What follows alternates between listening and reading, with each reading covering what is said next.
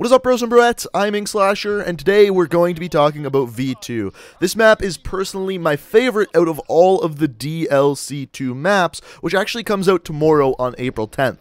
Fortunately, I got to go down to Sledgehammer and play this game a little bit early, and I'm able to bring you guys some gameplay today. And actually, later tonight, there's going to be some new Zombies map gameplay coming up, so stay tuned for that. But yeah, thanks for Sledgehammer and Activision for flying me down there and being able to check this out and bring you guys some gameplay early. But let's start by stomping out a rumor that's been going around the community. No, this is not a remake of Launch from Call of Duty Black Ops. In fact, this map is way smaller than that one was. And really, if I was going to compare this map to any that have been in Call of Duty before, it would probably be Rust from Modern Warfare 2. The reason why I say that is because this map is basically a square with a tower in the middle. The tower in the middle is where the V2 rocket launches. And let's start by talking about that. So in that tower, there is a V2 missile, and what you can actually do is if you climb up to the top of the tower, there is actually a button you can press. After you press this button, it launches the rocket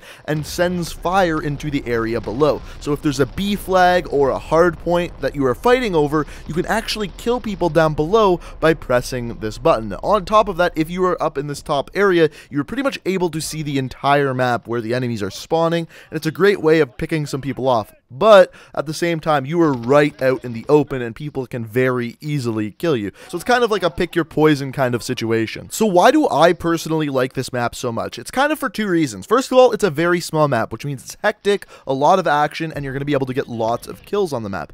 However, you can also kind of stick to the outside of the maps, and on the outside of the map, there's these little small buildings you can go into, and if you do choose to do that, you can really slow down the gameplay, kind of pick your engagements, and still get a lot of kills, but be able to go on those long kill streaks. And if you get kill streaks on this map, generally they do pretty well because of the small nature of this map. So next, let's talk guns. So on this map, even though it's a relatively small map, there's still some pretty long lines of sight around either side of the tower. The only real short lines of sight are if you're in the buildings or in the tower itself. So what I would recommend on this map is assault rifles. Assault rifles simply do very, very well. So whether you have the Volkssturmgewehr, STG, maybe even a bar, they're going to succeed extremely well. Even though, if you choose like a PPSH, an MP40, you're also going to do extremely well on this map. What I wouldn't recommend is a sniper rifle or an LMG. The reason why I say no LMGs is because on this map, you will be able to kill people and do pretty well and shoot through surfaces, all of that kind of stuff, but as soon as it comes to reloading, you're going to be at a huge disadvantage. Because this is such a small map, odds are, once you go to reload, you're going to have to get into another gunfight, and you won't be able to reload. The one other thing I haven't really talked about this map is the look of it and the aesthetics. So basically, it's an industrial style map, kind of reminds me of London Docks. Really, that's the only other map in this game that looks exactly like it. It's not really a city map, but like I said, more industrial style. Another thing too is, as I mentioned early on, you can climb up that V2 missile, press the button, and actually launch the thing to kill people underneath.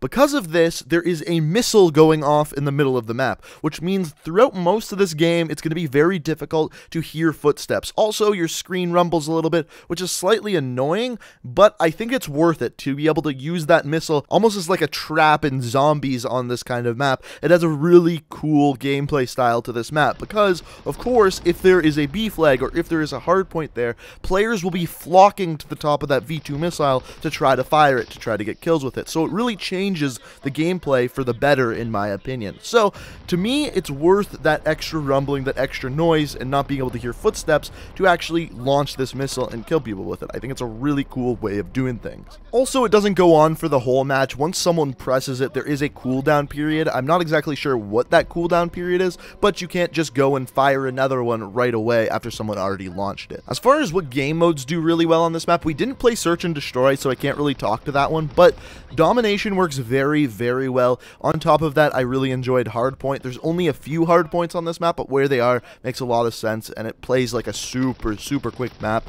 when you're playing Hardpoint. On top of that, I thought Team Deathmatch worked really well too, so there's a bunch of different game styles and a bunch of different game modes on this map that are really going to work and play well, and that's just one of the reasons why I think this is going to be the fan favorite for DLC2. The main reason, though, is it's a small map, and generally speaking, whenever a map pack is launched, generally the smallest map is the fan favorite. And it just so happens that in DLC 2, I would have to say that this is my first favorite map. I'd give it like a solid 9 out of 10. Dunkirk, my second favorite, an 8.5 out of 10. And as I talked about, the final map, Egypt, I gave a 7 out of 10. So overall, really, really good maps in DLC 2. But this is the end of the multiplayer maps. As I mentioned, later today, we are going to be looking at the new Zombies map, which I'm sure a lot of you are excited for. But at this point, I'm curious to hear what you have to say. Out of all of the maps we've looked at so far, which one is your favorite? And I know you guys haven't played the maps yet, but based off what you've seen in my videos, based on what I've talked about, which one are you looking forward to getting your hands on the most? Let me know down in the comments below. Also, if you're new to the channel and like what you see, it would be awesome if you could hit that subscribe button. And if you did enjoy the video and think it deserves a like, it would be awesome if you could hit that like button. But guys, I hope you enjoyed the video. Thank you so much for watching, and until next time, peace out.